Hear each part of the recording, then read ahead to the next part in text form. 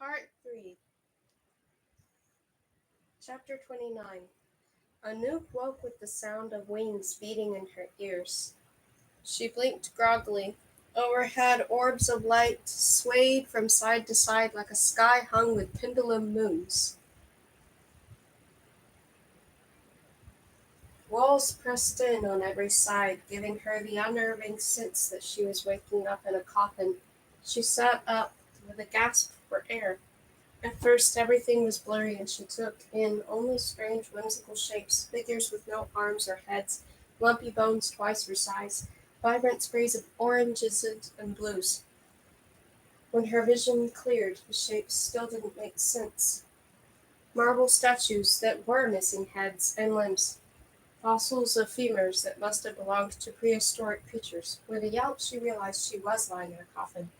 It wasn't like the tombs in Paris's catacombs that the goblins had used for makeshift dining tables. This one was curved in the approximate shape of a person and was covered in flaking red and gold paint, a sarcophagus. A chill ran through her. She tipped forward, trying to climb out, but she wasn't prepared for how weak her limbs were. She collapsed back. Hey, watch out, you'll hurt yourself. Vigo appeared by her side with a damp cloth.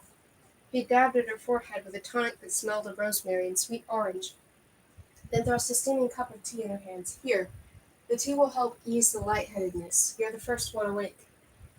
She stared dimly into the cup. Tiny leaves floated in the dark brown liquid. She blinked and looked around the room. It was filled with bizarre antiquities. A suit of Japanese armor made of chain mail and lacquered iron. Masks with beaded headpieces. One whole side of the room was taken up by a stage set, a frozen lake made of glass, a painted backdrop of a forest that was only half finished, ballet costumes, buckets of artificial snow.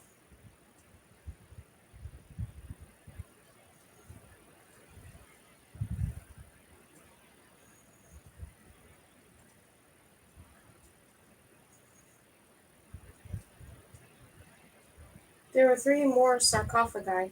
Like hers, the heavy stone lids had been pushed back. In them were Cricket, Luke, and Hunter Black. One in each, their hands folded over their chests, which rose and fell with their breathing. Next to the last sarcophagus was a cardboard box filled with crumpled newspapers. Bo slumbered in that, one arm thrown clumsily over his eyes.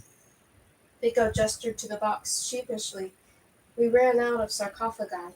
Found that carton in the back. Vigo, stop talking, please. This is all too much. Anouk set down the tea with a shaking hand. 1,000 questions appeared in her head, but she chose just one. We? Who is we? St. John and I. He popped upstairs for a moment. There's a cafe. It's closed now, but they keep microwave pizza in the freezer. The egg salad sandwiches aren't bad either. If you want pastries, though, you're out of luck. We ate all of those yesterday. Her head ached so badly that everything Vigo said felt like it had happened to her in a dream. St. John, that was the hacker who supposedly knew what to do with the amethyst chess piece to turn them human. She looked down at her feet and saw fine powder, a purple-tinted crystal. Was that what was left of the amethyst? Then her gaze fell on the taxidermied lion with the worn fur and needed repair. What is this place? The British Museum. Vigo perched on the edge of her sarcophagus and sipped his own cup of tea. Part of its basement. It makes for a brilliant base of operations. The Pretties closed it when the plagues began, so we have it to ourselves. Lots of ancient magic here. Old herbs and charms, plus the cafe. Well, I already told you about the cafe. He motioned to a stack of greasy paper plates that bore the British Museum's logo. She noticed that over his usual black shirt, he was wearing a fleece jacket from the museum gift shop. She sat up straight and gripped the edges of the sarcophagus. So it worked. We're human again? She pressed a hand to her face, feeling for a beak, her feathers, almost crying in relief to find her own nose. Yes, didn't you hear what I told you? Tell me everything. Her voice was breathy and quick, but as soon as she said it, she wasn't sure she wanted to know. You were the least of my worries. Vigo leaned back, swirling his teeth. As soon as Petra's spell took effect, you perched on my shoulder for most of the walk through the tunnel, except once, when the mouse slipped out of my pocket and you died for it. You nearly ate Luke. Weasley. She pressed a hand to her stomach. Bo was Bo. Even as a dog, he's deliriously happy. But Cricket and Hunter Black, naturally, they were awful. She got loose and hid in a drain pipe, and Bo had to sniff her out. The wolf was insufferable, even though I eventually got the muzzle on him. As evidence, he held up his arms, which were covered with bite marks. But I got all 5 of you through, he continued proudly. Took all night to walk in the tunnel. St. John was waiting on the other side with a taxi. He'd gotten our message. He gestured to a spot behind her, and she turned to find an entire wall of taxidermied animals, a lion and a badger and a falcon. The falcon's head suddenly turned in her direction, not taxidermied at all. Saint! Vigo nodded. Saint got through first and delivered Renard's message to St. John, so everything was set up. Her headache worsened at the thought of Renard. She collapsed back in the sarcophagus with a sigh. The lights overhead made her wedding ring gleam. She worked it anxiously between her fingers. Did Renard toy with his ring too? Did he think of that last kiss before she left? She shook her head to banish such thoughts and then sat back up. Her gaze again fell to the glittering purple powder on the floor. Is that the amethyst chess piece? You should have seen it, Vigo said, guessing her thoughts. St. John had tools to extract the spell. It took a special kind of hammer, nothing magical, but technical one that could shatter the amethyst in just the right way so as not to damage the spell inside. And it worked? He reached out and pulled on her ear, and she winced. What do you think? As soon as the amethyst powder landed on the 5 of you turned human. I dressed you all. Didn't think you'd mind. Look, I even remembered that jacket you like. She was relieved to see she was wearing her Faustine jacket. She rubbed her sore ear. And the others? Should be waking up soon. St. John warned it would take a while for all of you to recover. You've been out for 2 days. He opened a greasy pizza box, but it was empty, and he frowned. I'll go upstairs and get you something to eat. You'll feel better. Before she could stop him, Vigo grabbed a flashlight bandage with the British Museum security logo and disappeared into the cabinet's basement. His footsteps echoed. Anouk hugged her jacket around her. It was eerie down here, which she'd mistaken for swinging moons. For, of course, overhead lights. The whoosh of wings was the air conditioning unit. They must have been in the portion of the basement used for constructing exhibits. Cautiously, she climbed out of the sarcophagus. She checked on the others, but they were deeply asleep, their pulses slow and steady. All around her were tables full of catalogued bits of broken ceramic, hunting spears, bronze vases, an assortment of long white feathers that, judging by the size, had belonged to an owl. They made her shudder, and she quickly stepped away. She moved to a table that held a collection of Victorian clocks in various states of repair. The smell of polish and oil laced the air. She picked up a massive pocket watch that was bigger than her palm. It ticked softly. A dream pulsed at the edge of her memory. Only it hadn't been a dream, had it? When she'd entered the coal baths, reality and the dream world had merged. Instead of a bed of coals in the cottage courtyard, she'd been thrust into a den of witches with an eyeless owl overhead. She found herself absent-mindedly tracing the shape of Jack's symbol in the dust on a clock repair table. A circle, 2 lines. It looked like the owl from her vision, a face with a mouth and no nose. With a mouth and nose, but no eyes. An idea rustled at the back of her mind. A face with no eyes. Well, well, the sleeping beauty awakens. She spun around so fast that the pocket watch slipped from her hands, and she fell to the ground. Vigo was back with the pretty broker she remembered from the engagement party. He held his golden hair in the crook of one gloved arm. St. John, she said, it's nice to see you again. He was holding 2 paper plates of pizza. He thrust one at her, and she found that she was ravenous. She perched on the edge of her sarcophagus, stuffed pizza in her mouth, and groaned contentedly. Greasy perfection. St. John leaned over Cricket's sarcophagus and lifted one of her eyelids. This one's waking too. Vigo leaped up and to pour another cup of tea. Cricket sat up with a jolt, reaching instinctively for the knives that she kept tucked in folds of her clothes, but her hands came out empty. Vigo must have taken the blades. She gave a growl. Vigo held up the tea. Hi, Cricket, welcome back. You'll find the knives at that table over there. Forgive me for taking them from you, but you did enough damage to my skin as a cat. She looked disoriented until her eyes settled on Anouk, and a little of her panic faded. Anouk swallowed a mouthful of pizza, tossed aside the plate, and threw her arms around Cricket. It's okay, we made it. Is this hell? Cricket was staring at the threadbare taxidermied lion. We died, didn't we? This has to be hell. Not quite, but it is a basement.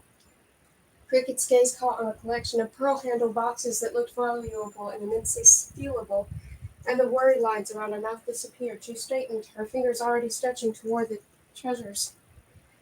St. wanted to check the status of the things outside while Anouk explained to Cricket what Vigo had told her. Cricket scarfed down some pizza and then went snooping around the museum's collection of shiny treasures with a glint in her eye, and then Luke jolted awake and hunted her back a few minutes after him. An hour later, Bo started snoring loudly. Anouk couldn't wait any longer. She poked him in the side until he sputtered awake. Once they had all eaten and cleared their heads, St. returned. His face was grave. "You look like you've seen a ghost," Luke said. "Close enough." St. jerked his chin toward the ceiling. "It's gotten worse out there. How could it possibly get worse?" "You know about the plagues, the black rainbows, double moons? We've heard the rumors," Luke said. Anouk got a sudden shiver. Here in the basement, amid all the artwork and artifacts, at least they were protected. Bolted doors, security systems locked. She scanned the ceiling, wondering what was happening outside. "It's a nightmare out there."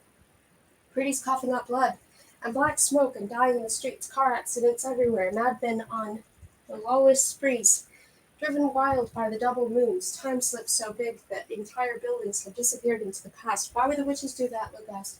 "They wouldn't," St. said, stroking his hair. "The plagues are much problem for the witches as they are for us. They're an unintended consequence of dabbling in magic they shouldn't." Anouk asked, "Why didn't anyone try to stop the witches when they first took over?" His hand went absently to the ruby stud in his left ear. "They did. Prince Maxim fought them, but it wasn't a battle they could never win. The witches were only projections. Kill one, it didn't matter. It was only smoke and magic." Lady Imogen knew better. She sent a fleet of lesser royals to search for their dead, the source of their magic. But the royals disappeared. If they found the dead, the knowledge died with them. The air conditioning turned on overhead, with what whoosh like flapping wings. Prince Maxim and Lady Imogen had been looking for the same thing she was, the answer to Jack's riddle, the object that bounded why her. Her eyes fell to the clock repair table where she'd drawn Jack's riddle, in the dust, the circle with what might be a nose and a mouth but no eyes, a face with no eyes. Hesitantly she stretched her hands out over the drawing. A small thrill ran up her limbs as she realized the shapes on either side of the circle weren't meant to be sun rays, they were more like fingers. 10 and all, though the hands lacked arms, hands with no arms. She pressed a palm to her mouth. "I know it." She could hardly believe her own words. "I know the answer to Jack's riddle."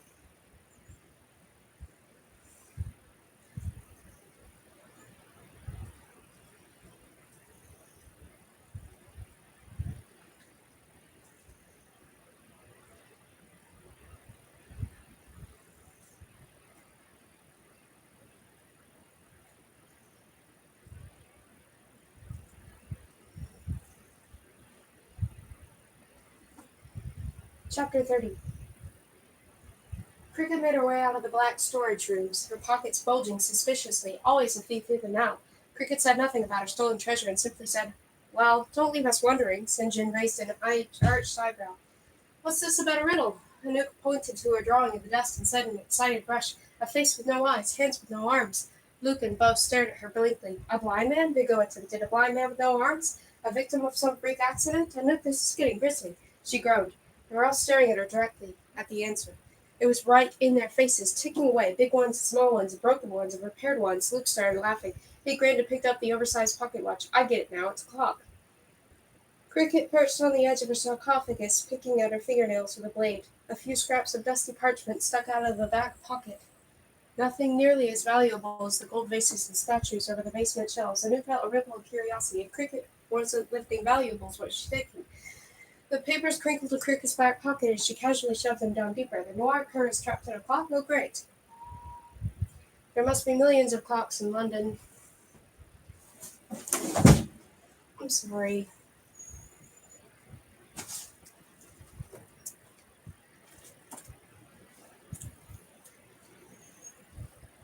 I didn't mean to wake you up. I just thought,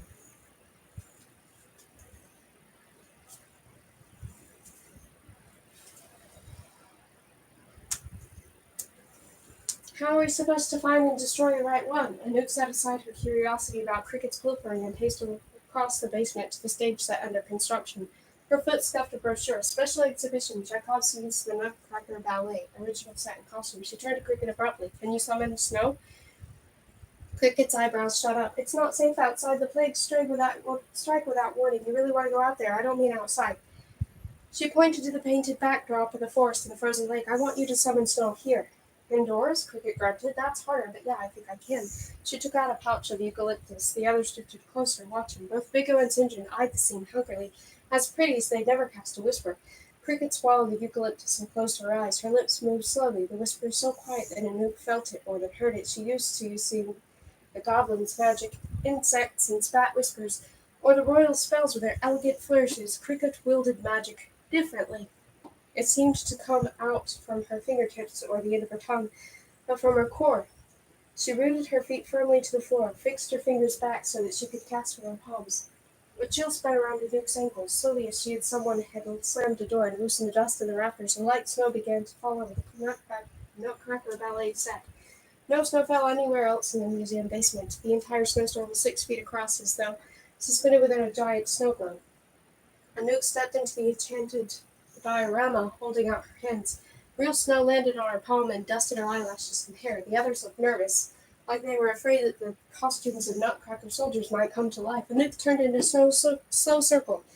The snow was thickest near the Nutcracker throne. Slowly, piece by piece, a boy with icicle hair took shape amid the flakes perched on the throne. He grinned. Quick as a flash, Hunter Black threw aside one of his knives, but it seemed right through the snow and straight through the boy and lodged in the wall on the other side. "Hello," Jack Newt said. "Hello, Lovely." His black eyes glistened. "You solved the riddle. Well done. You've earned yourself a story." A story? This wasn't what you would have expected. What story? The only one that matters. Snow children could exist only where snow fell, so Jack was restricted to the 6-foot orb that made up the Nutcracker set. Cricket continued to hold the spell with her left hand and circled her right, whispering soundlessly, keeping the snow falling steadily. The others dragged her over medieval ottomans and plywood crates and makeshift chairs. Jack leaned forward to the Nutcracker throne, a theatrical crown, personalized head, his black eyes shining. My story begins 10,000 years ago, before the Age of Order, a time now lost to spellers. The Noir crew has loosened the world like a spark in a dry forest, but its aim was not to destroy. Do you know where there is a certain kind of pine tree that requires fire to reproduce? The cones are sealed with wax, but will only open and spread their seeds when the wax is melted. The Noir curve is thus. To some it brought destruction, to others life. There was no logic to it, no rules or order. All that came much later. The Noir curve evolved as the world evolved, and early humans, royals, and goblins began to shape their world. The Noir curve changed too. It fractured into 3 forces: magic, the controllable force that could be commanded by the Silentium box; the Vitae Echo, which keeps magic from being overused in less technology. Less potent than magic, but bound by the rules of pretty world technology, still springs from the same force, which is why it and magic cannot be handled together. He sank back into the throne, tossing a costume that remained stole around the shoulders.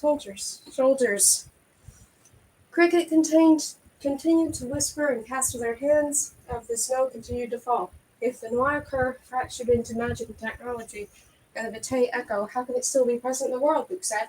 Ah, yes, consider the tree that produces 3 apples. The fruit does not vanish once it is fruited. Neither does the Noir curve. It lingered within the form of chaos in the roots of the tree. The legendary King Slater and Queen Mid-Wrath of Starfire Court came together dressed in enviable cloaks of bearskin. So the rumor goes, and led a spell that uprooted the remaining Warker. They trapped it in a clock 5,000 years ago. Hugo snorted. There weren't clocks that long ago. He turned to the others. Are we sure this kid is right in the head? Jack considered Vigo with an unimpressed air. It is best to shut your mouth, Lovely, if you don't know what you're talking about. He stood off into Ermine's stole, picked up several of the Nutcracker dolls, and arranged them on the set. He cast a whisper, and the dolls began to move on their own as stiff dance. He spoke faster, flashing in his eyes as he commanded the dolls.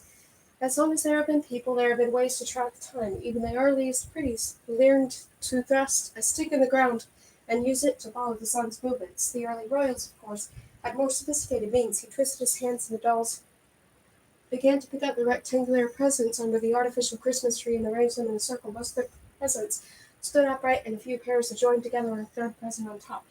Cricket was still whispering to keep the snow falling, but her eyes were heavy-lidded. She was getting tired. That looks like Stonehenge, Luke said. It is Stonehenge. Jack leaned over his creation, cackling in delight. He cast another whispering flashlight that Vigo had been using for stone by itself, levitated into the air. It created an effect like the sun rising over the model of Stonehenge. Shadows elongated and shrank as the flashlight zone crossed the sky. Stonehenge already existed at that time as Queen Mid-Wrath and King Svater, and it already shrouded in mystery. They used tricks and whispers to trap the Nawai curve within the circle of stones. Even today, pretty tourists who wander into the ring say they can feel its odd energy. But we felt the Nawai curve at Anouk's engagement party, Luke pressed. The witches used it to get it and possess King Caspar. If it's trapped in Stonehenge, how is that possible? Ah, Jack wagged a big finger at Luke. For a gardener, you're clever. His finger drew a line in the air until it reached Vigo. For a witch's boy, you aren't. For a snow child, Vigo said coolly, you're full of Vigo! Anouk chastised him. Vigo grumbled and sat back down in his medieval ottoman. Jack leaned on the arm of the throne, a crown dangling from the sharp locks of his hair, and Luke said coyly, say not to change the subject. Would you care for a kiss? Anouk saw the hungry look in Jack's eyes and shoved herself between the two of them. Don't, she ordered Jack. And she gave Luke a warning look over her shoulder. You know what happens if he kisses you. Jack sank back into the throne with a downturned mouth. You're spoiling all my fun, he crooked his head to splash and smile. He crooked his head to flash a smile at Luke. Some things are worth the risk. Luke took a step backward and bumped into a clock repair table. Jack sighed and continued, that handsome gardener is correct. Stonehenge was only the original vessel. It's still a place of immense power, a place of transformation and blue flame, but it is time itself that those ancient royals around the Noir occur too, not the ancient stones. It can move in a sense from timepiece to timepiece. As the world evolved, there existed sundials, hourglasses, candle clocks, pendulums, pocket watches, digital clocks. The Noir resides in all of them. The coven awakened the Noir and the timepieces that rest within the London city borders. Isn't the Noir the black smoke too? The smoke is a symptom, poisonous, yes, but only a result of the Noir, not the Noir itself. Luke paced in front of the nutcracker set with his hands tinted in thought. So we know that the Noir is trapped in time, and that the Coven of Oxford is taking control of the Noir It's strengthening their power and letting them use technology by releasing chaos in the process. Luke paced back the other way, tapping his fingers together. If we don't stop them, that chaos will spread from London to other cities, back rainbows over Paris, double or triple moons over Prague. For all we know, next the ocean will rise up and swallow us all whole. It stands to reason that to accomplish the grand aims, the witches would need an enormous vessel to contain the Noir Current, something much larger than a single clock, something sized an original vessel, Stonehenge. But in London, Beau added, sitting over by the sarcophagi, St. John snorted. Anouk spun to face him. She had almost forgotten about the information broker. He was feeding his hair small pieces of pizza crust and wiping the grease on his white coat. Why do you laugh? She didn't like his tone. You don't know London well, do you? Anouk leveled a cold look at him. No, but then again, I've only been alive 1 year, and I already seem to know more about the Hote than you do. She tilted up her chin. If you have information for sale, we can arrange a price. Don't pay him a cent, Vigo said. The answer is easy if you know the city. He jerked his chin toward a framed-up map of England, among several other artworks being restored. Look there, at London on the map, Big Ben. Anouk dragged the map away from the stack of paintings, coughing as a cloud of dust rose around her. She traced the finger of the antiquated rating until she found London and then a reference to Big Ben. Looks like a giant bell. It is a giant bell, said Vigo. Big Ben is a nickname for the bell and for the clock that holds it. He gave St. John a sharp look. Tell them. St. John rose the pizza box. The whole area around Big Ben has been roped off for days. It's under construction, closed for repairs. Luke was eyeing the broker curiously as though he'd seen something odd in the tattoos that stretched across the back of his neck.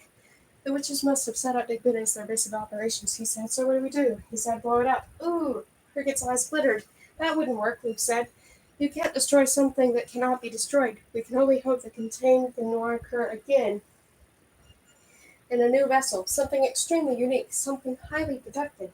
But first we'd have to gather every clock in the city and consolidate them all in a single location. Then maybe we could trap it for good. His eyes glistened. That would take powerful magic. Cricket continued to whisper. Her voice was getting hoarse, and the snowfall came in jerky waves. She couldn't maintain the spell forever. Anouk turned to Jack. How do we get the witches to consolidate their power? We need to threaten them with a whole army of magic handlers. Goblins and royals and witches on our side, but none of them can enter London. Jack reached out and stroked her cheek.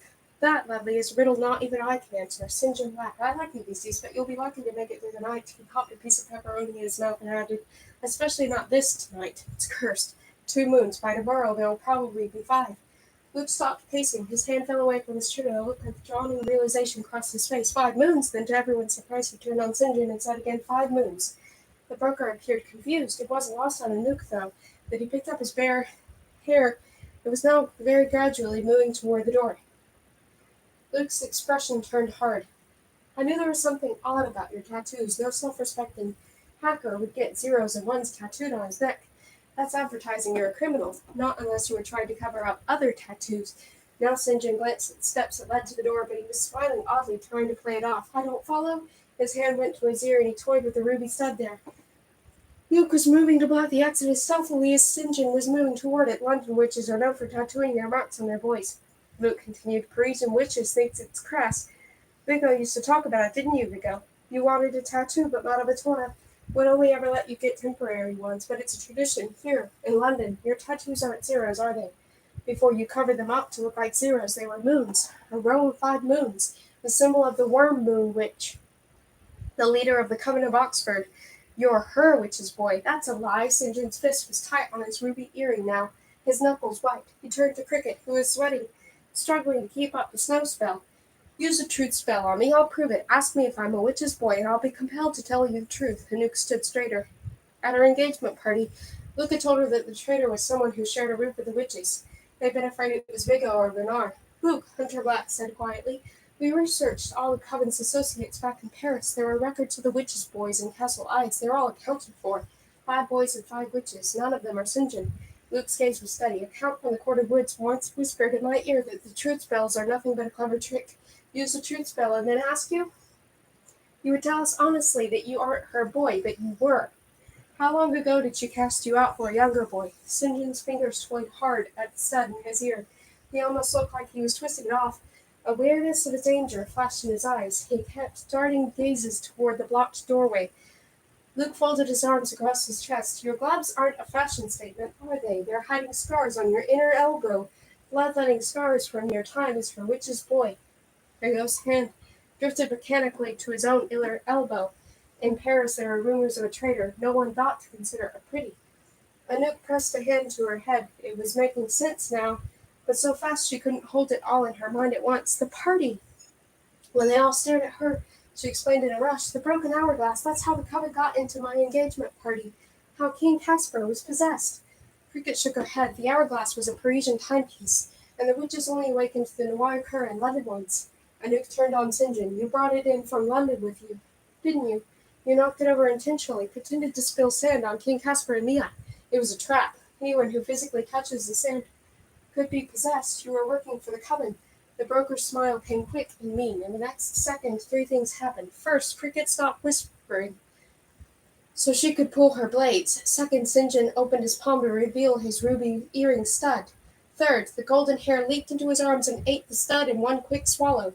It happened so fast and was so unexpected that at first Anouk wasn't certain she had seen it correctly, but before she could wonder what such a strange thing meant, the hair leapt out of St. John's arms onto the taxidermied lion's back, then onto a vase, then down to Cricket's feet, where it started hopping a circle around her.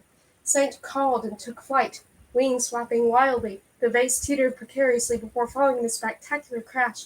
Cricket twisted in circles, trying to catch the hair. She said, Stop, St. John, and threw one of the blades, but all the spinning threw off her aim. The blade flew 1 inch from St. John's ear and lodged on a totem pole. The snow started to lessen, and Cricket cursed and began to whisper again. In the chaos, St. John pulled an amber stone from his jacket pocket and hurled it at the floor. It broke into clumps of resin, emitting a smell that was musky and rotten. Bo and Luke pulled their shirts up over their mouths against the smell. Anouk didn't know what kind of gem or jewel could smell like that, but it couldn't be good. She could feel the magic spreading through the room. Warm, billowy clouds of the reeking smell floated toward the vents. Something groaned high up in the upper floors of the museum, as though the entire building were waking from a long slumber. Don't follow me, St. John warned. They aren't human anymore, and they haven't eaten in 1,000 years. He ran out the door before anyone could stop him.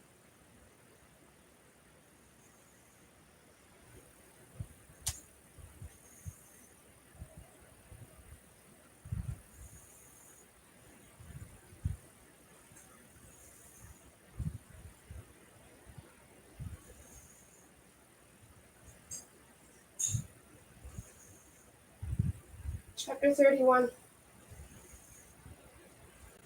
They? Bo asked. Who are they? Everyone's head tilted upward as the building groaned again. A fine dust rained down. There was the sound of stone scraping. Luke consulted a map. The sound's coming from the Egyptian wing. Jack, reclining in the throne, clapped his hands together in delight. "Ah, frankincense! It has the ability to hold necromancy spells, but I haven't seen it used in centuries." Anouk whirled to face him. "St. John woke the dead? He didn't, but the spell stored within the frankincense did, yes." Cricket and Chalk started whispering again. Stopped whispering again.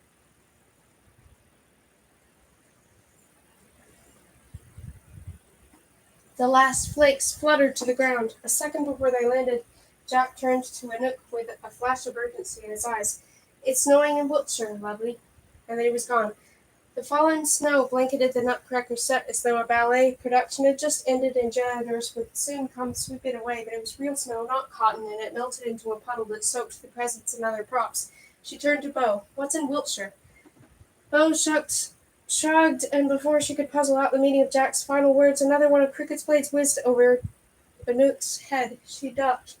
The blade sank into the leather of Vigo's jacket sleeve. He let out a wail. "You stabbed me! Cricket, be careful!" Anouk cried. "I was aiming for the rabbit. I just woke up in a sarcophagus, and now there are dead Egyptian kings after us. Sorry if my aim is off." "It's fine." Vigo staggered backward and collapsed on the ottoman. I deserve it. I deserve this and more. Impale me again, Cricket." Anouk grabbed him by his jacket collar, looked at the wound, rolled her eyes, and tossed the knife to the floor. "It barely scratched you. You'll live. Now knock it off." Vigo whimpered, cradling his bleeding arm. She sighed, knelt in front of him, took his face in her hands, and said kindly, "You can help us, Vigo. You're a witch's boy, too. You must know something. That ruby earring, what was it? One of the jewels that can store magic?" He blinked fiercely. "The ruby. Yes, it's enchanted. Gems like that are extremely rare. Londoner witches particularly favor gems, rubies for— Ned, I forget. Oh, safe passage." He seemed very pleased with himself. "Why would a rabbit need a safe passage?" Anouk asked. "The ruby isn't for the rabbit." Vigo was so excited by the fact that he had valuable information that he had temporarily forgotten about the bleeding scratch on his arm. "It's an old goblin trick. They've been known to feed their pet rats talismans that they want to hide. They get the talisman back eventually. You know." He raised his eyebrows suggestively. Cricket made a face. "When it craps it out," Vigo finished. "Yeah, we got it without you having to explain," Anouk said dryly. "Anyway," Vigo continued, "the rubies weren't only for witches. He must be safeguarding them for the coven. And we can't let the witches get them." Anouk started after the hair, but Cricket grabbed her sleeve. "We need to stop St. John first before he goes to Big Ben to warn them." She tugged Anouk in the direction of the loading dock door, and Anouk tugged in her heels. Luke shoved between them. "Listen, we'll split up. Bo, Hunter Black, and you two go after St. John. Cricket and Anouk catch the hair. I'll stay here and stitch up Vigo." Bo's eyes lit up with an idea. "Hunter Black, remember how we stopped that pretty who tried to steal the bins on the trip to Lisbon?" Hunter Black's mouth drew at a back in a grim smile. "Let's go." The two of them disappeared in the same direction as St. John. Cricket prodded Anouk's shoulder and landed her a bag of eucalyptus. "Take this." Anouk bristled. "I can't use it. I lost my magic, remember?" It pained her to put it into words. "Just hold it for me, okay, in case I lose my supply. Grab some of those white feathers, too." Anouk shrugged off her jacket and hung it on the back of the throne for safekeeping, then followed Cricket as she weaved around the crates that formed the maze through the basement. It had only been a few hours since they'd woken up in the sarcophagi, and her limbs still felt stiff. The pizza was a lump of grease in her stomach. They darted past workrooms filled with specimens and half-constructed exhibits. They peered in boxes of dinosaur bones and checked behind ancient tapestries brought to the basement for cleaning. There was no sign of the hair. Cricket ran past a roped-off staircase, but Anouk grabbed her sleeve. "Wait!" Anouk picked up a clump of fur that was stuck in a crack of the stairs. It shimmered with golden strands. "The rabbit must have gone up the stairs. Good thing you have a knack for spotting dust." "Thanks, I think." They climbed over the velvet rope in the stairs, and then through a door that opened to the museum's main entry. The overhead lights were off, and with the eternal light outside, not much light came through the glazed windows. A round ticket counter sat in the center, flanked by two curving staircases. An enormous banner hung from the ceiling and proclaimed "Special Exhibit Coming Soon. The original Nutcracker set comes to London." Anouk grabbed a pamphlet that included a map. Something creaked in another room. "That was too loud to be a hare," Anouk said darkly. Cricket grimaced. "The dead? I don't want to find out." Anouk bolted the basement door behind them, and they ran on the opposite direction, past a giant stone head, and into the early greasewing. Shards of pottery and replicas of mosaic artwork were encased in glass displays, forming a maze that they navigated as fast as they could, searching under exhibits for the rabbit. They checked as the world of Alexander, the mausoleum at Halicarnassus, and then Nereid Monument. Another creak came from an adjacent room. It was followed by a scrape of stone and then a dry, hollow moan. Cricket shuddered. "Let's head upstairs. Hurry." They carefully checked around the corners until they found a staircase and made their way to the second floor. Here were artifacts from around ancient Mesopotamia, Anatolian and Assyrian tablets and pottery, a hum of magic emanated from some of the objects. Cricket eyed the card bowl covetously, her long fingers twitching, but then something else caught her eye. Over there, she pointed to the entrance to an exhibit on the heart of the Alexandrite.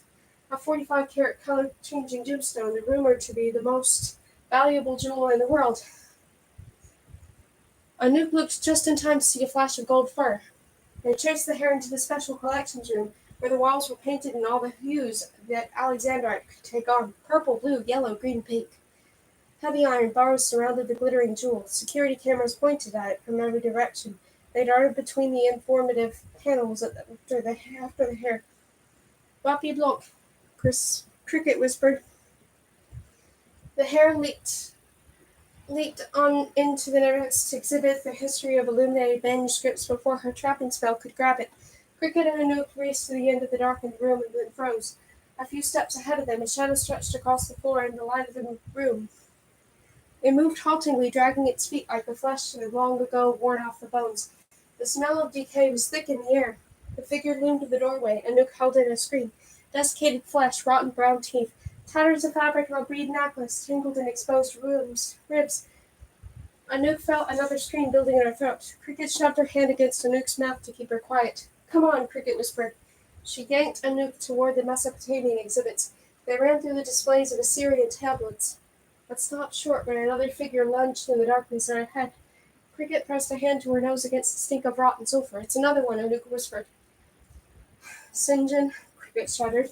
"How many mummified bodies does this museum have?" Anouk fumbled to read the pamphlet in the faint light, counting the ones on display and the ones in storage. 120. She looked up from the pamphlet, feeling sick, and one mummified bird and one mummified cat. "Oh, great, our distant cousins. Let's not join them in the afterlife." They ran into the next room and hid behind the curtains of a tall window, trying not to make a sound. Cricket swallowed a few eucalyptus leaves and whispered a spell to make them as unnoticeable as possible. Anouk's heart drummed in her chest.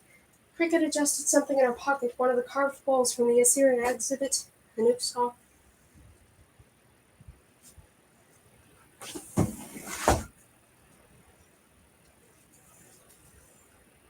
"You stole that," Anouk whispered. Cricket shoved the bowl farther down in her pocket. "Forget it." Anouk gave her a suspicious look. Cricket took pride in her thievery, but why risk it now? "What do you want with some bowl? And the parchments from the basement? It's just old junk." "Shh." Cricket nodded toward the sounds of more footsteps, and Anouk shut her mouth reluctantly. Cricket had been snooping through the artifacts of Castle Odds back in Paris too. What was Cricket looking for? After the siege of the Chateau de Millefleurs, Cricket had talked about tearing down the Haute, throwing the whole system into chaos so that the orders might start afresh, with royals and witches and goblins and beasties and even more a playing field. Maybe that's why she'd been snooping around Castle Ides. Maybe she'd intended to whisper a spell in Renard's shoes, so he'd slip on the stairs and break his neck. Anouk had to admit she'd had similar thoughts. That arrogant look in his eye, his insistence that there could come a time when she'd beg him to kiss her. She realized she was toying with her wedding ring again. Anouk shifted so that she could look out the window. Nightmare was the word Shinjin had used. He was right. She could barely make sense of what she was seeing. Fallen toads and the bodies of cats and dogs had choked to death from the black smoke curling out of the sewer grates littered the streets. Traffic was a mess. Cars were bumper to bumper, blocking the roads. The convenience store on the corner kept flickering in and out of reality, trapped in a time loop. The noir cur had driven the whole city mad. Hunter Black and Bo were out in there in the chaos. Cricket tapped her shoulder and whispered, Anouk? Anouk thought she saw Sinjin's white coat below, and she pushed the curtain back further. But no, it was just a pretty running in terror. "Yes?" Cricket ripped the curtain from her hands. "Run."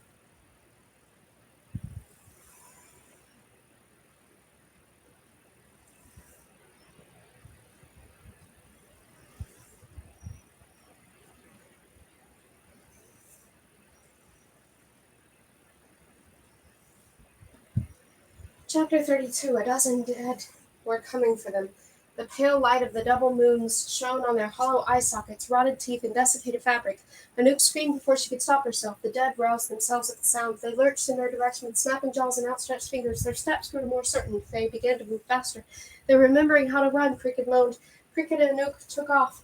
The pamphlet's map was useless. Anouk's vision had gone blurry from terror.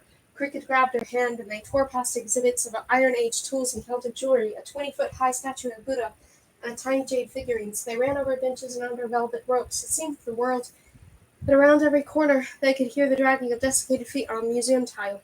I'm going to kill St. John, Cricket yelled as they sprinted toward signs for the museum restaurant. I'm going to kill him to get back with his own necromancy crystals and then kill him all over again.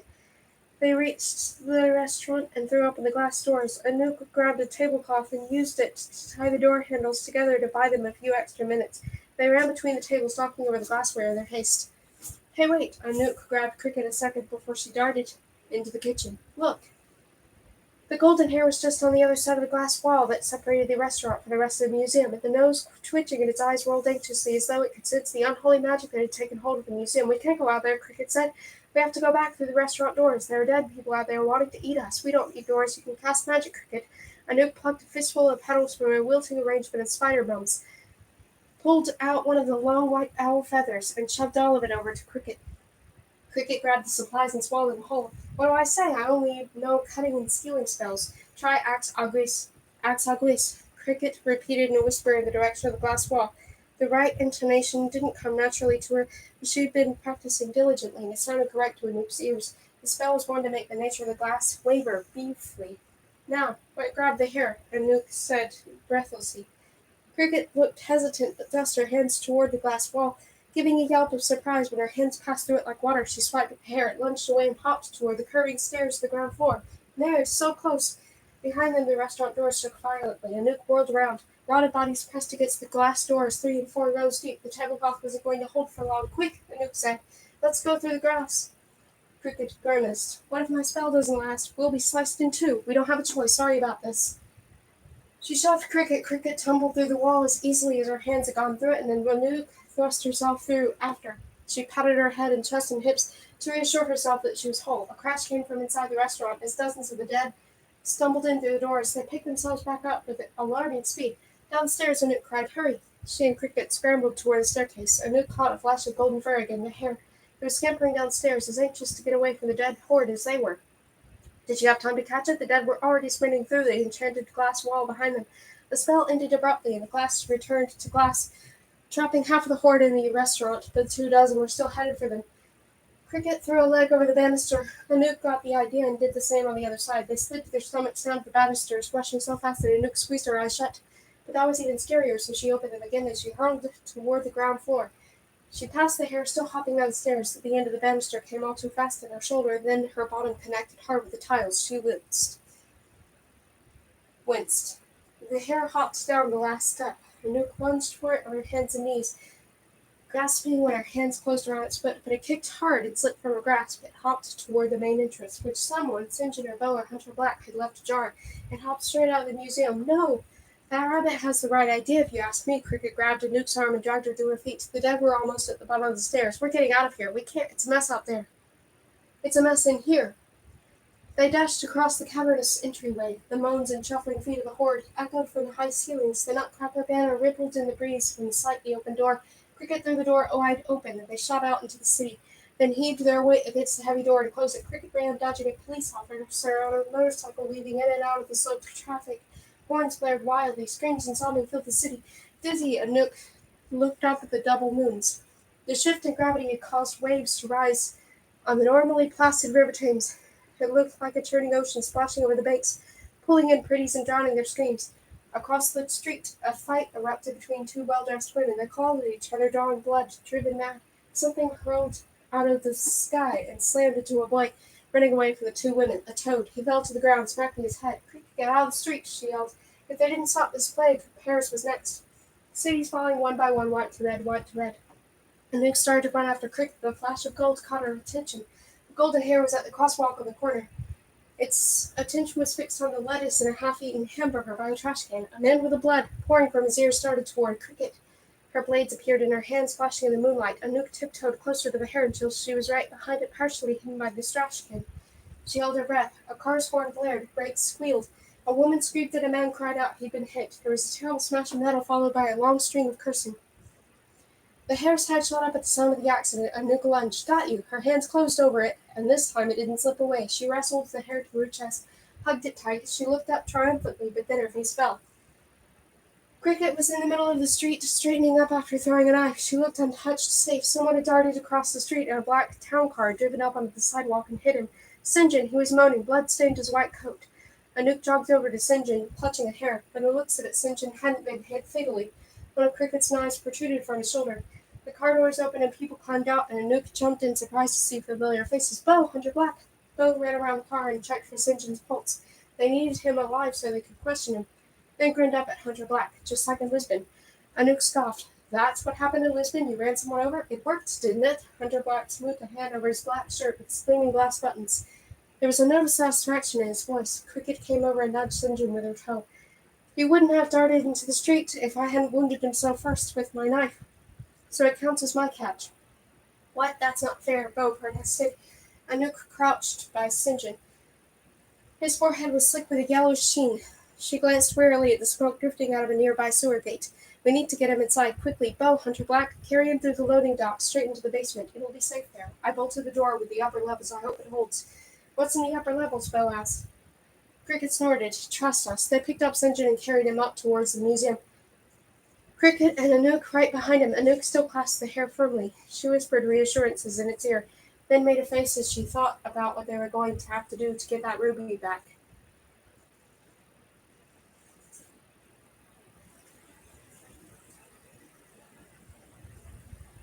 Chapter 33. The four of them brought St. John in through the exterior loading dock. Bo checked the rest of the basement doors to make certain they were locked against the dead upstairs, while Cricket searched for a place to put their prisoner.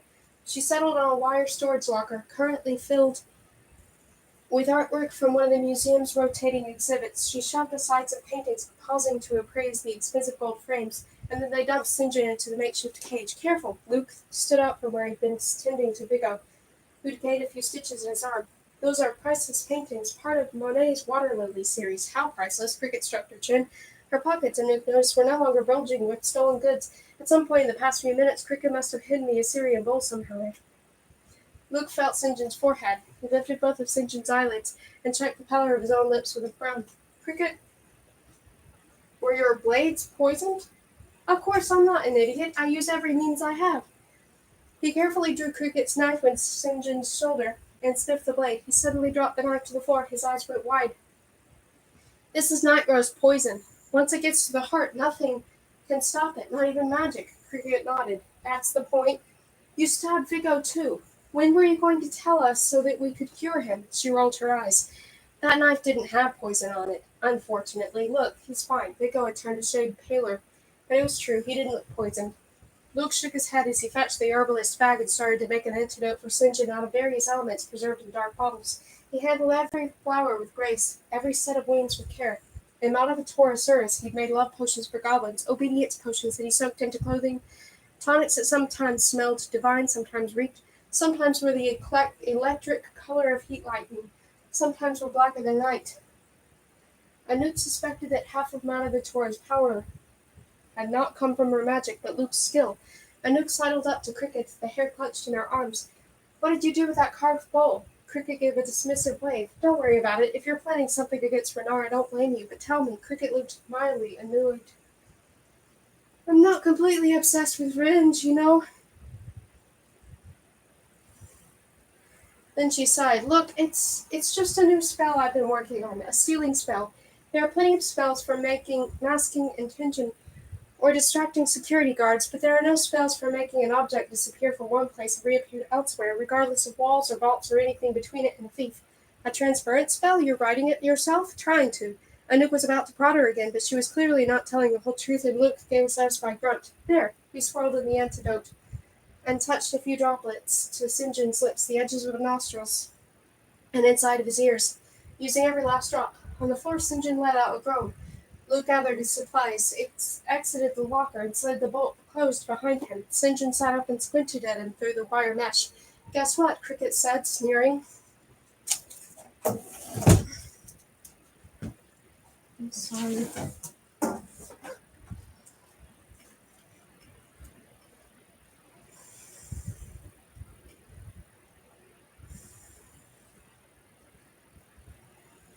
Guess what, Cricket said, sneering. You're going to live, but you and your buddy belong to us now, Hunter Black said bleakly. I say we feed him to the dead upstairs. Hunter Black gets cranky, Cricket informed St. John when he goes more than 3 days without assassinating someone. Hunter Black spun on her. I never said I enjoyed killing. I've seen you kill. You look like you're having a really good or really bad indigestion.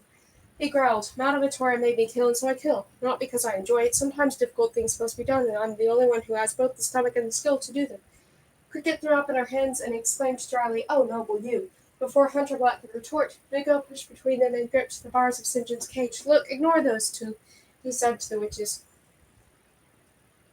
So he said to the broker. One witch's boy to another. Tell us how we can defeat the witches. They must have a weakness. All witches do. Certain organs and haven't yet turned to good. So too would, and could still bleed. St. John scowled. Organs? What are you talking about? Anouk joined Vigo in the cage. Tell us how many witches there are, and what their monikers are, what they use as oubliettes. St. John stared at them oddly. Luke came over, dusting herbs off his hands. Listen, you best tell us everything. I have it on good authority from Prince and Princess that one of the royals is in league with your witches. That's why one of our witches could have gotten into the castle odds ballroom. Tell us now. In exchange for the information, we'll spare your life and even keep your secret. You can go back to Paris and hack whatever pretty websites you want. St. John's expression slowly cracked into a cruel smile. He started laughing. Bo slammed his palm against the wire cage. It's no use, he won't betray his witches. St. John's laughing tapered off. You don't understand, any of you. There are no monikers or oubliettes. There are no organs, not anymore. He spat out sourly. There's nothing left to betray. Anouk considered him carefully. What are you saying? There are no more Oxford witches. The entire coven is dead. Vigo barked a laugh. Yeah, right. Anouk added. We saw them at the engagement party when they possessed King Caspar. They possessed King Caspar not to threaten you. They were warning you, begging for help. When your royals killed King Caspar, they killed the final spirit of the witches too. Cricket shot up from the crate and waved her knife. I've got a whole city plunged into chaos out there that would disagree with you. Chaos, your witches who look. St. John shook his head. You have no idea what you're up against. Anouk crouched next to the cage and said softly, Then tell us. He looked up with cruel words poised on the tip of his tongue, but then he met her eyes, and the fight seemed to go out of him. He sighed, sank back heavily against the water lily paintings. Luke winced. Ah, the paintings really are quite delicate. Bo elbowed him, quiet. St. John rubbed absently at the line of tattoos spanning the back of his neck. They were witches once, women who decades ago were turned away from Oxford University. Back when women were allowed to be students, one of them found a reference to the coal baths in a book that a royal had left behind in the university library. She saw it for what it was, a chance to learn more than they ever would at Oxford. She convinced the others to go to the Black Forest. Close to 100 went. Only 5 survived and came out witches. They named themselves the Coven of Oxford. One of them was Madda White, my mistress. She stole me as a baby and raised me as her own until I turned 25. Then she found a younger boy and kept me on as a spy. You hated her, Anouk concluded. His eyes flashed. I loved her. If she were alive, I'd be at her side. But she's gone. All of them are. It's the Noir Cur, don't you get it? They woke up something they couldn't control. It destroyed all 5 of them. Women who shaped the world, gone like that. His snap echoed. The Noir Cur destroyed the entire Court of Isles, too, and King Caspar. He pointed in the direction of Big Ben. Anyone who's gone up against the Noir Cur is now part of it. You aren't fighting people, you're fighting that smoke. It can't be stabbed with knives, it can't be poisoned, it can't be bribed or reasoned with. It doesn't want anything, it's simply a force, a void, and it'll destroy you too. Anouk's heart thundered in her chest. She thought of the glimpses she'd gotten of London, the escalating chaos, the plagues that were getting worse, most of all the black smoke that had sunk into the streets, dirtying everything it touched with soot, swarming toward the vibrations of screams. She stood and paced by the ballet set. This changes everything. I thought we were up against witches, women who could bargain with, or, if it came down to it, kill. But how do we stop chaos? We round it up, Luke said. Jack, is the only way to stop it, is to transfer it to a new vessel. The first step is to collect every clock in the city. That's impossible, Bo argued. Not if we had reinforcements, Luke said. Not if we had teams in every borough of the city that could use tricks and whispers to gather every clock street by street. It would take hundreds of magic handlers, Anouk said. We would need every royal in the New Realms. Luke nodded, and every goblin and every witch, too. We'd have to break the border spell to get them into London. Exactly, Dust Bunny. I lost my magic. I can't do it. Cricket isn't powerful enough, he sighed. Well, I didn't promise a perfect answer, and then there's the question of what that new vessel would be. Anouk's mind raced. She paced through the artificial snow on the nutcracker set, thinking. Luke said the vessel needed to be something unique, something secure. The original royals had placed it in an abstract concept time, before they knew how ubiquitous clocks could become. She tapped her chin. If only she hadn't failed in the Black Forest, then if only she could get another chance. She knew so many spells, but none of them could help her now. She gasped softly, I might know a good vessel, but as she turned, Luke cried out. He was stepped close to the yard locker. Cinder had reached between the wires and grabbed him, and now held one of Cricket's poisoned knives to his neck, the one Cricket had stabbed him with earlier, that Luke had thrown to the floor. St. John! Anouk felt the blood drain from her face. Let him go. Let me go. I've got your rabbit. I won't hesitate to hurt it. Shook his head. You might be partial to things that creep and crawl, but I am not. Go ahead, kill it. He pressed the blade to Luke's neck. I have to get out of London. The darkness is growing. It's going to kill us all. Plague, smoke, one way or another. Anything breathing in the city will soon be gone. I have to get out. Easy, St. John. Anouk held out one hand. She could feel the desperation rolling off of him like cold sweat. Easy. I have to get out. A mad sort of fever overtook him. He jerked the knife. Luke dodged the full impact. The blade scratched his neck. No, Anouk cried. Luke staggered away from St. John, one hand pressed to the scratch on his neck. A small scratch, barely bleeding, but the night rose poison, Cricket breathed. Anouk gave the hair to Vigo and knelt next to Luke. Her hands were shaking. Her lips felt so cold. She tapped the fingers against them, wishing for that fizzy, warm spark of magic that they didn't warm. Hunter Black, brooding over the dinosaur fossils, had gone so silent that Anouk had almost forgotten he was there, but in a few steps he threw open the bolt of the locker, grabbed St. John by the shoulder, twisted his head, and with a sickening crack broke his neck. Hunter Black, she cried. St. John's body slumped to the ground. Anouk started to run over, but then stopped. There was no point in feeling for a pulse. His chin was practically touching his spine. She spun on Hunter Black with hot cheeks. I thought you said you didn't enjoy chilling. Lucas' family, he said grimly, and I made an exception when someone hurts my family. She could feel grateful or disturbed. Luke. She picked up a cloth and pressed it to his neck, but it gave way. The bleeding had already stopped. Cricket get his herbalist kit. Luke shook his head. That's funny, no. His face was slick with sweat. It smelled sharp and astringent. I used the last of the antidote on St. John. And we'll get more. It's a big city. We got flowers and... She turned helplessly to Cricket. Cricket looked like she'd seen a ghost. The poison I used is from Montezola's stash in Montelamar. It contains a cultivar of lavender. Found only on the estate, the antidote has to come from there too. Anouk staggered to the nearest seat. The thrown from the nutcracker facet. She felt numb. Luke was poisoned. They had no antidote. She had no magic to save him. They had a golden hair, which meant that they had the ruby stud. Theoretically, if they could get the ruby to Paris, Petra could pass into London, but she never arrived before the poison reached Luke's heart. At her feet lay the nutcracker dolls that Jack commanded like puppets. She kicked one, watched it roll across the stage and bump into the presents that had been set up to look like Stonehenge. Her spine went rigid. An idea was forming in her head, a violent one, and those were the most dangerous. She closed her hand instinctively around her frosting jacket, still hanging at the back of the throne. Cricket stopped pacing and gave Anouk a searching look. What are you doing? Leaving? Leaving? Why? Where?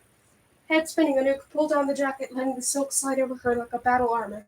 It's snowing, Jack said before disappearing in Wiltshire. Her eyes fell to one of the paintings in the art locker, a landscape of a field of heather beneath a brilliant blue sky. For all she knew, it was a field in the Russian countryside, not in Great Britain, but regardless, something about the field reminded her of Jack's words. I'm going to Wiltshire. Cricket stared at her as though she'd gone mad. What's in Wiltshire? Anouk flipped her jacket collar. She checked the security cameras trained on the exterior steps, noting with satisfaction that the light snow had started. A place of immense power, Jack had said, a place of transformation and blue flame. Stonehenge, she answered.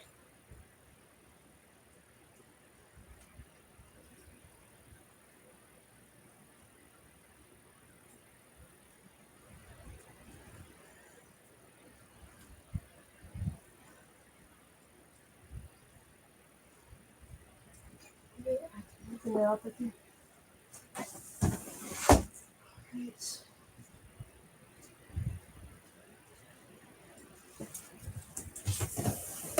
Chapter 34. Anouk, wait! She was halfway up the stairs. Hunter Black, his face casting shadows, took a single halting step toward her. You're leaving, he said. You're going to do something dangerous. At least you're going to fight your way through the dead up there. If you're going to tell me not to go, I'm not. He took another step toward her, closing the distance. You wouldn't listen to me anyway, but I wanted to tell you, he cleared his throat, and she found herself curious and a little worried. It was rare to see Hunter Black flummox. Rarer still that he didn't have to do with some poor soul he'd just killed. Be careful. She let out a laugh without meaning to. Careful? How many times had Hunter Black himself threatened her? He was Madavitor's loyal wolf, and there to do her dirty work. In the case of Anouk, that meant making sure she was too scared to ever leave the townhouse. He gave something like a growl coming up the rest of the stairs until they were just a few steps apart. I know I've been a monster. but it isn't like it was before. I meant what I said about us being. That ugly feeling inside her softened, and she hesitantly took a step down. Family? After a second, he muttered a word that resembled yes. A smile flickered at her lips. And you're worried for my safety? She smiled wider at his obvious discomfort. And you care if I live or die? He scowled again. Don't mock me. But then he tipped up his chin.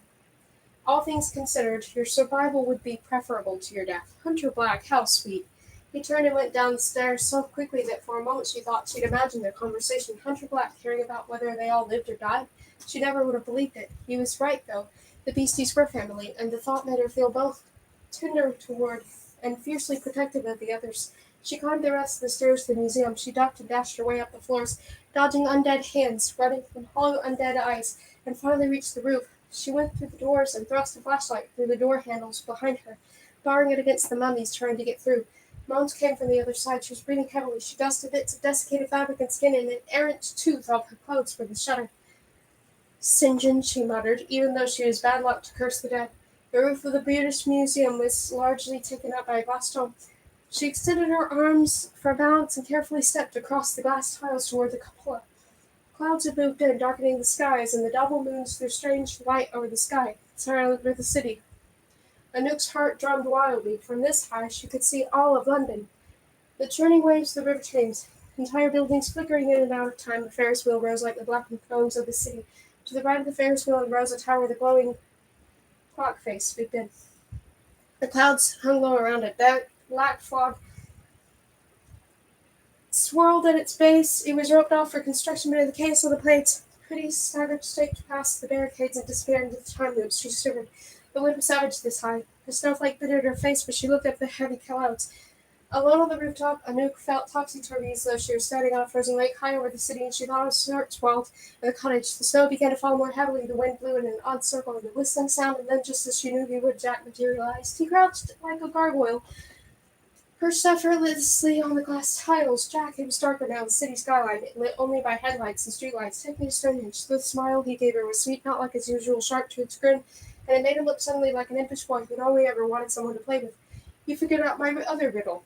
His voice burned with cheerfulness, but then he did seem to think of something grave, and he said more seriously, Do you know what waits for you there? She nodded. I do. You failed once. What makes you think it will be different this time? She paused. Heart-pounding feelings of failure flared up again, but courage, she decided, was forging ahead when things went wrong, not when they went right. I've been thinking about what Petra said after the trial, she said carefully. She said she felt like she never belonged anywhere, at the cottage or anywhere else, but that she'd accepted it. The rest of us were searching for our connection to magic as if we were looking for the place where we belonged. But I think that's why Petra succeeded when we all failed. Because you never find the place where you succeed. You never find the place where you belong. Duke Kellinge said it himself. The cruxes are only symbols. There's nothing inherently magical about, say, leaves or moths. The trick is to accept the hole in yourself. Accept that it will never be filled, not with flowers or herbs or anything, like Petra accepted herself. Jack cocked his head. So you think you've learned the morality of magic, that coals will honor you now when they didn't before? If the cruxes don't matter, will you walk in empty-handed? I didn't say that cruxes don't matter. Even symbols have power. I won't be empty-handed. She felt certain this time, but she'd felt certain before. She could fail again, and this time Renard wouldn't be there to save her. I think that sometimes it takes a spectacular failure before you can rise to incredible heights. I think that I've never accepted the fact that I'm not like the pretties out there, that I have a hole in my heart shaped like an owl. That no matter what I do, that hole will never be filled. I'll never be a pretty, I'll never be normal, and that's okay. She reached into her pocket and pulled out one of the long white feathers she'd taken from the museum basement. This is my crux. I should have known from the start. I was blind to my own soul. The glint of mischief returned to his eyes. Take my hand. The wind swirled around her, pushing her toward Jack. This time there's no magic mirror in her pocket. No Renard to save her. No Petra and Luke to catch her if she fell. She stepped onto one of the dome's glass panels, and she was falling. But Jack caught her hand, and they were falling together. For a few moments, Anouk felt trapped in time. The snow swirled so thick around them that the city was gone. The lights and the traffic and the smell of the burning chestnuts in the air. Her feet no longer rested on the museum roof. If the dead still pressed to the door, their groans were very far away now. She felt burning cold as Jack clutched her hand, but she was gone. At least his boyish form was. He was simply snow again. She wondered if this is what it felt like to be a bird, to ride the wind, to soar with the snow. She had the sense that the world was passing below, and they kept skipping over towns and valleys and roads as easily as Bo would trace his finger over one of the road maps. Up high, they didn't need to bother the traffic circles and detours. They could fly as straight as a bird, almost as though no time had passed at all, and Luke felt solid ground once more beneath her feet. She crouched, breathing heavily. The snow and wind swirled around her. Her fingers dug into the earth. The grass was stiff with frost. She stood squinting into the snow and fog. There was no sound of the city, no sound at all except the wind. The fog continued to lift until she could make out colossal stone slabs rising around her. There was no hum. There was a hum that was almost deafening and yet somehow didn't make a sound. It was like the hum she felt from one of the enchanted ancient objects in the British Museum, but it came from every direction. An ancient song of the stones. Jack materialized on the other side of the circle, sitting on one of the stones. She tilted her head up. "I thought there'd be tourists," she called. "Not at night, lovely." He pointed far off, where she could see a faint light on the horizon. Dawn was coming, but for now she had Stonehenge to herself. "So what do I do?" "Wait," he said cryptically, "and watch." As the sun rose, its rays caught the frost of the glass like light concentrated through a magnifying glass, and mystical blue sparks began to appear. Anouk stepped back as if she'd stumbled onto a beehive. The song of the stones grew. "It won't last long," Jack warned. "Once the frost melts, it'll be over until the next midwinter dawn." It was pretty women who first discovered this, 1,500 years and a day ago. They saw and understood the power of the stones, and so the coals rewarded them for their insight. It gave them the chance for greatness. It still does today, but do not mistake a chance for a promise. There is just as great a chance the coals will burn you alive as it has so many women. The sparks began to catch and spread. This was no ordinary flame. It took on the blue tinge of frost. Flames rose, flicking at the falling snow, and Anouk got the sense that watching something rare and special, the stones, the frost, the winter dawn, it had all come together in just the right conditions to create a naturally occurring coal bath. The flames formed a circle bound by the stones. She was starting to feel cold coming from them, a cold so intense that it was burning. She glanced in the distance. The fog was rising, and she could make out a white fence and vast fields stretching toward the horizon. There was still time. She could run, break out of the circle. But then it was too late. Even if she'd wanted to, the flames were too high. Her chance to give up was gone. But she didn't want it anyway. The blue flames rose 3 feet, then 6, then 9, almost as high as the tops of the stones. On his perch above, Jack crouched, his icicle hair hanging in his face and hiding his expression. Another ray of sun burst from the horizon, and he called to the snow, "Now, lovely, it must be now." The frost was already melting, her shoes and socks soaked with dew. The flames burned brightly. No royals watching now, no Duke Carolinge in his rituals, no acolytes, no robes. She kicked off her shoes, clasped the owl feather in both hands, and stepped barefoot into the flames. Immediately she was burning. Her throat closed up as she remembered that it came from before the courtyard and all those watching eyes as she screamed. The flames licked at her skin with their barbed tongues, burning into her flesh, scalding her blood. Hot and cold became one in pain. She felt her body being torn apart again. Dimly she blinked down at her bare toes. The flames had eaten off her trousers. Her underclothes were in tatters, rapidly burning off of her skin. Oh, the jacket, her beautiful frosting jacket, was coming apart and turning into ashes. She cursed herself for not taking it off, but then the flames rose and she didn't care about the jacket. She could barely remember what the jacket looked like. The flames were turning her into ash now. Skin and bone became blood and eyes and hair and throat and toes, and she was ash, all of her. She waited for the blackness to come, that awful, encompassing, yawning blackness. It licked at the edges of her vision. She felt nothing. She had no more fingers or toes with which to feel. She heard nothing. Her ears were no longer ears. The blackness overtook every one of her senses, and she knew the end was coming. But then, with a brilliant burst, the blackness shattered.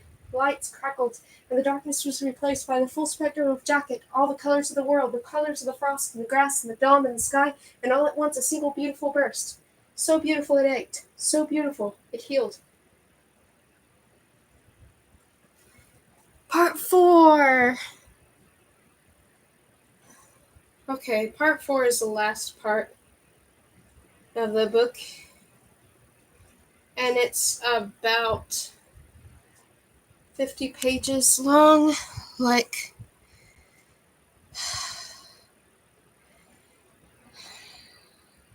the part I just read. So I'm going to end this stream and then start reading the fourth part. I need something cool to drink first. So I'll come back. Thank you for listening so far.